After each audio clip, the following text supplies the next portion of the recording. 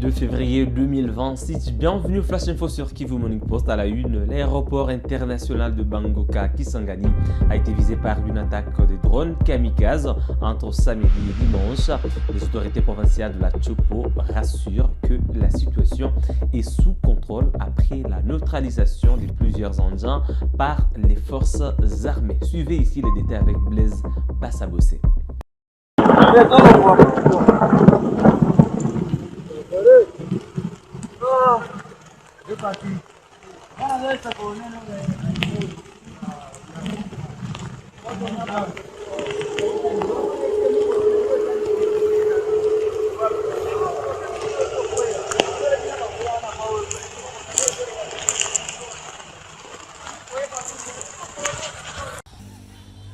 Tuzana disi nzela aeroport population basoda babimisa bango bakingi bazonga kotia Kisangani kotia Kabondo po bitumba makasi zoya na aeroport babimisi ba population batu bazonga bango wana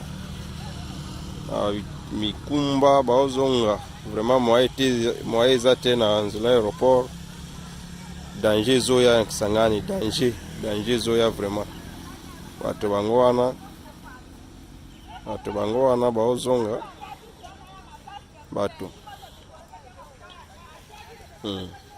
vraiment danger zoza. Le gouvernement provincial de la Tchopo, sous le leadership du gouverneur Paulin Lengondolia, informe l'opinion provinciale, nationale et internationale que l'aéroport international de Bangoka, situé à 17 km du centre-ville de Kisangani, a été la cible entre les samedis 31 janvier à partir des 5 h et les dimanches 1er février à 2 h d'une attaque armée par drone kamikaze porteur de munitions non conventionnelles composées de plusieurs sous-munitions en violation flagrante de loi de la guerre, ont déclaré les autorités de la Tchopo dans un communiqué.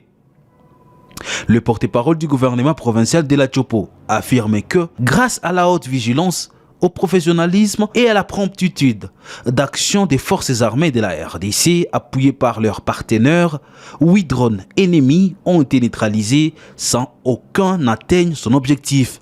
Toute la population est par conséquent invité à poursuivre paisiblement et normalement ses activités, à éviter la panique et les rumeurs et à continuer à faire confiance aux institutions de la République.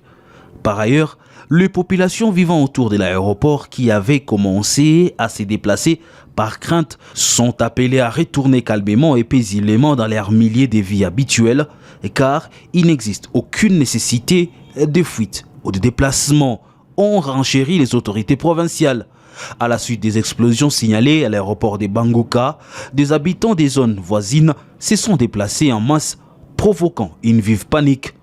L'aéroport de Bangoka abrite une importante base de l'armée congolaise ainsi que des sites de drones d'attaque engagés dans la guerre contre les mouvements politico-militaires AF-123 qui contrôlent plusieurs localités de l'est du pays, dans le ville du Goma et Bukavu. Au Nord Kivu, 2 personnes ont été tuées lors d'une attaque attribuée aux terroristes de Forces démocratiques alliées et IDF-MTM, survenue dans la matinée de dimanche 1er février 2026 dans la localité de Moutouei, près du village de Mamové, en territoire de Beni. Selon la société civile locale, au moins 77 maisons ont également été incendiées, dont 67 boutiques et 10 maisons d'habitation ainsi que 17 motos. Plusieurs personnes sont également portées disparues, témoigne notre source.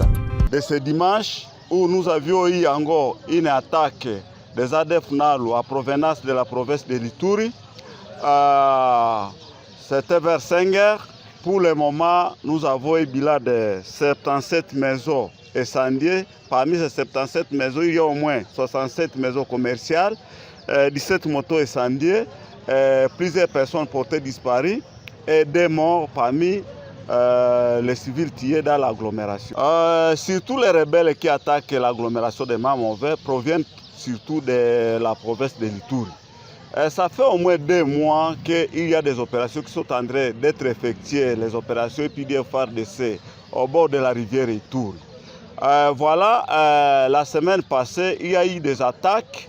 Même le vendredi, on a attaqué le village de Mouto et Iziro où l'armée était alertée sur le mouvement de cet ennemi. Nous sommes en train de condamner la passivité laquelle le commandant Place de Mamové n'a pas pris des mesures de prévention pour protéger la population civile. Voilà, l'ennemi a attaqué le village vers l'est de Mamové, où il s'est attaqué d'abord la position militaire qui était là. Le commandant qui était là, il a quand même défendu, mais il n'a pas eu le renforcement de ses collègues, pour lesquels l'ennemi s'est déchargé sur les biais de la population. Et voilà le bilan qui est vraiment très lourd. Le village est vraiment vidé de toute sa population. Nous sommes vraiment très inquiets. Mon frère, nous d'abord, nous condamnons la passivité sur laquelle le commandant de Mamové a regardé les exactions de l'ennemi sur les biais de la population. Il est là pour protéger et défendre la population. Comment l'ennemi peut quitter de l'Est jusqu'à l'Ouest, mais il n'y a pas eu la réaction de l'armée. L'autorité militaire doit répondre à ces actes. Il doit justifier comment l'ennemi peut quitter de l'Est jusqu'à l'Ouest sans avoir défendu et protégé la population qu'il est censé défendre. Nous sommes en train de dépendre à la population surtout de la commune d'Oucha, la population de l'Est, de l'Ouest de la commune d'Oucha, la population de Mandumbi, Maleki, Kukutama, voire même Biakato. Ils doivent être très vigilants car l'ennemi a pris la direction de ces contrées. L'ennemi s'est divisé en deux groupes. Il y a un groupe qui a pillé les biens de la population. Il a rentré vers l'Est pour aller déposer ce qu'il a pillé. Et d'autres sont partis vers l'Ouest de Mamové pour faire beaucoup d'exactions sur la population civile et surtout la population de Mabasele. Vers Oucha, de la commune d'Oucha, de Mandumbi, doivent être très vigilants car la situation n'est pas bonne. Et les autorités militaires, voilà encore une hémorragie qui vient d'entrer dans nos agglomérations. Les autorités militaires doivent voir comment bouter hors cette hémorragie de l'ennemi ADF. Rendons-nous à présent à Kinshasa. La police nationale congolaise a interpellé une trentaine de présumés bandits armés appelés Kuluna lors de l'opération Ndobo menée dans la commune de Mongafula à Kinshasa dans le cadre de la lutte renforcée contre la criminalité urbaine. Reportage. La peur change de camp. Les efforts pour le rétablissement de la sécurité portent désormais leurs fruits. Quelques jours seulement après la rencontre stratégique entre les nouveaux patrons de la sécurité provinciale ville de Kinshasa et les forces locales de la commune de Mongafula, les résultats sont là, visibles et palpables. Une trentaine de bandits armés ont été interpellés et présentés devant les autorités locales par les commissaires supérieurs du district urbain de Mongafula. Armes de guerre, machettes et divers objets dangereux utilisés pour semer la terreur au sein de la population ont été saisis lors d'une opération de patrouille mixte initiée par les comités locaux de sécurité. Le monsieur ici, c'est un faux policier.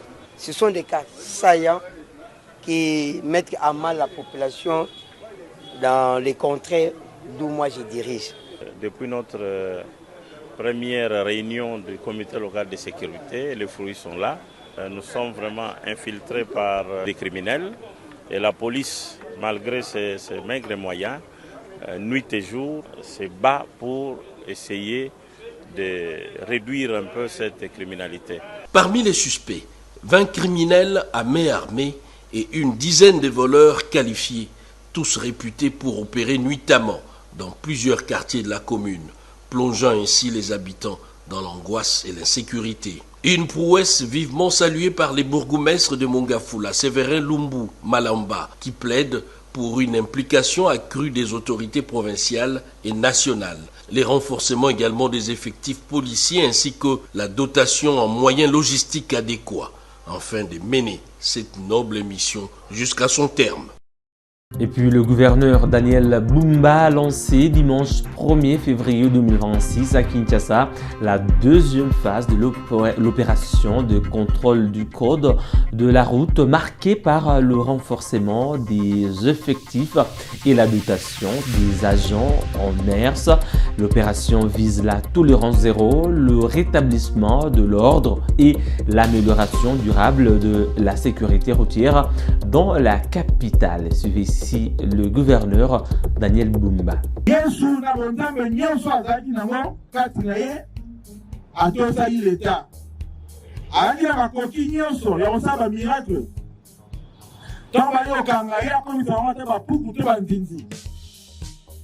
Mais andima qui va kangaya po na botali sana batoke l'État va tout s'arrêter opération de commener to bengi en to ça to sayo parce que ce qui mutation cité il faut la passible la rigueur bien sur la loi n'est to évoluer à mona ce qui est soit tout ça qui motonio se n'est pas ça l'État va tout s'arrêter on to ça il faut vivre en rigueur bien soit possible donc n'est to va s'arrêter tout sous le pied. La mesure faut la renforcer. Soyez ponctuels, soyez respectueux, faites observer l'ordre à Banzela. Nous sommes faisant ça là, les activités permanentes pour vous permettre que l'ordre et l'autorité. Madame, Monsieur, c'est tout pour le Flash Info de ce 2 février 2026 sur Kivu Morning Post. Merci à vous de l'avoir suivi de bien à la fin. On se fixe un nouveau rendez-vous d'actualité. À très bientôt.